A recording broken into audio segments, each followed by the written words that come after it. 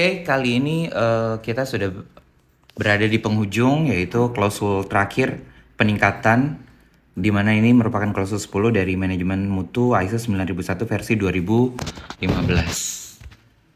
Oke, 10.1 itu pembahasan tentang umum. Organisasi harus menentukan dan memilih peluang untuk perbaikan dan menerapkan tindakan yang diperlukan untuk memenuhi kebutuhan pelanggan dan meningkatkan kepuasan pelanggan.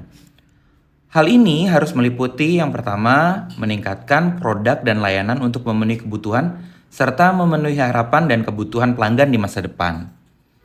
Yang kedua, mengoreksi, mencegah, atau mengurangi pengaruh yang tidak diinginkan.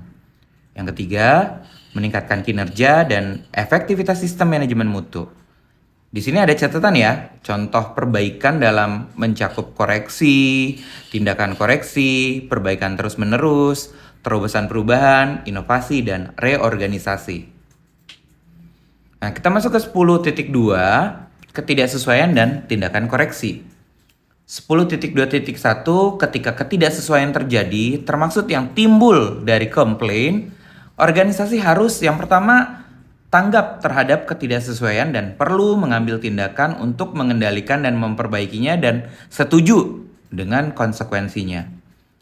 Yang kedua, mengevaluasi kebutuhan tindakan untuk menghilangkan penyebab dari ketidaksesuaian agar hal itu tidak terulang atau terjadi di tempat lain dengan yang pertama meninjau, yang pertama itu meninjau dan menganalisis ketidaksesuaian tersebut, yang kedua menetapkan penyebab ketidaksesuaiannya, dan yang terakhir menetapkan apakah ketidaksesuaian serupa ada atau berpotensi terjadi di masa depan.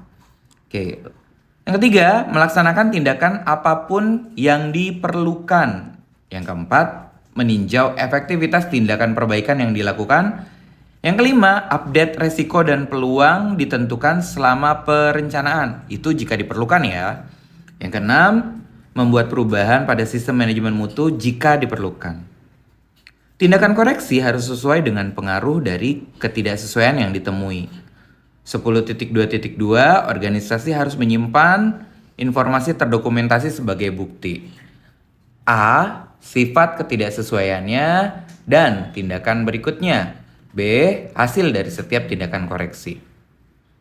Nah, di sini saya akan memperkenalkan yang namanya 5P to World Class Business Excellence.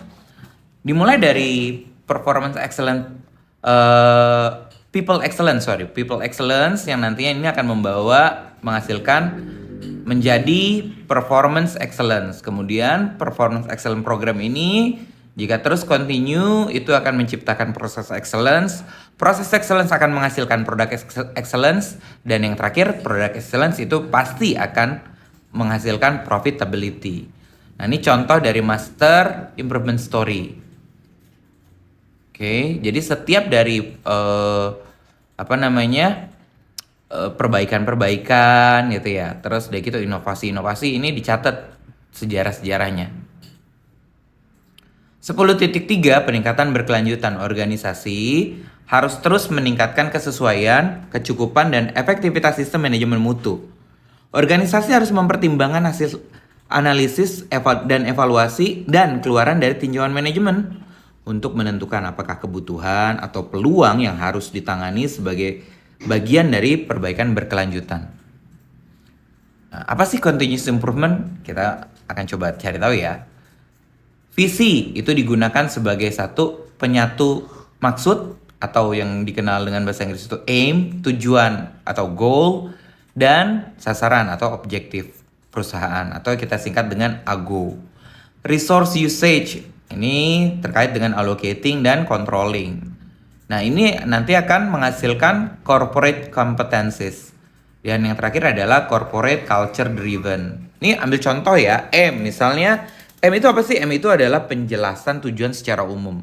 Contohnya misalnya gini, menjadi supermarket termurah di Indonesia. Nah, itu M-nya atau maksudnya. Lalu goal-nya gimana? Nah, tujuannya seperti apa? Penjelasan lingkup dari suatu tujuan. Misalnya, menjadi supermarket termurah dalam menjual fresh product. Nah, lalu bagaimana dengan objektif? Objektif itu adalah pernyataan tentang suatu keinginan yang dicerminkan secara kuantitatif maupun kualitatif dan harus terukur. Contohnya, menjual fresh product 10% lebih murah dibandingkan dengan supermarket lainnya yang termurah. Nah, ini nanti kita akan bisa menghasilkan yang namanya CSF atau Critical Success Factor dan KPI, Key Performance Indicator, yang digunakan dengan cara menggunakan SMART Hub atau Specific, Measure, Achievable, Realistic, Timely, Humanistic, Understandable, dan Behavioral. Ago itu nanti akan menghasilkan peningkatan kinerja di bidang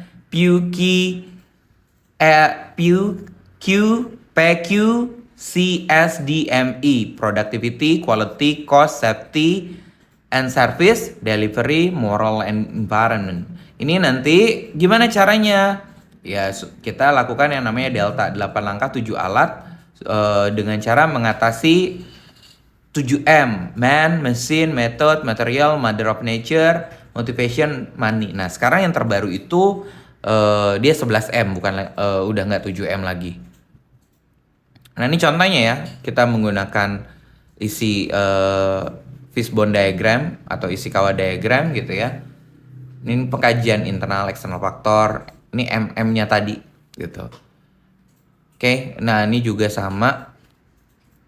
Bagaimana sih cara kita mendapatkan optimasi gitu ya? Nah, itu dengan cara menerapkan Lean Six Sigma. Lean itu untuk meningkatkan speednya, Six Sigma untuk meningkatkan akurasinya. So, jika itu terjadi, maka Anda menjadi better delivery, better quality, satisfied employee, dan satisfied customer. Nah, Lean Sigma. Sekarang kita kenalan dengan Lean Sigma.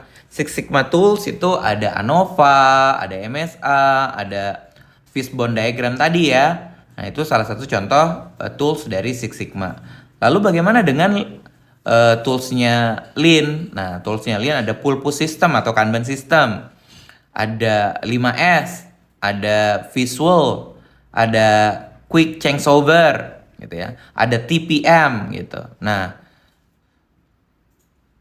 kalau continuous improvement itu bahasa Jepangnya adalah Kaizen. Nah, biasanya itu topik-topik yang terkait dengan Kaizen itu ada Kanban, ada quality improvement, ada just in time, ada zero defect gitu ya. Nah, ini topik-topik yang biasanya dikawal atau dikaji pada saat kita melakukan perbaikan berkelanjutan. Nah, apa sih biasanya yang perlu ditekan dalam proses perbaikan berkelanjutan? Ya, pemborosan, mudah, murah gitu ya. Nah, seperti itu. Nah, itu bahasa-bahasa atau istilah-istilah di perusahaan-perusahaan Jepang mereka pakainya. Bagaimana cara kita mengatasi atau mengidentifikasi pemborosan di sebuah perusahaan? Kata kuncinya adalah time wood. Dilihat proses transportation-nya, inventory-nya, motion-nya, waiting, overprocessing, overproduction, defect, dan skills yang terakhir. Nah, ini contoh proses penggabungan check sheet pemborosan dengan 5S system. Nah, ini penggabungan atau integrasi sistem manajemen ISO 9001, 14001, dan 45001. Oke, ini kurang P ya, productivity-nya gitu. Ini pokok bahasan yang dilakukan pada saat kita melakukan proses perbaikan berkelanjutan. Tadi ini kan salah satu tool Lean itu TPM gitu ya, Total Productive Maintenance, di mana fondasi awalnya itu harus pembentukan yang namanya 5S tadi gitu.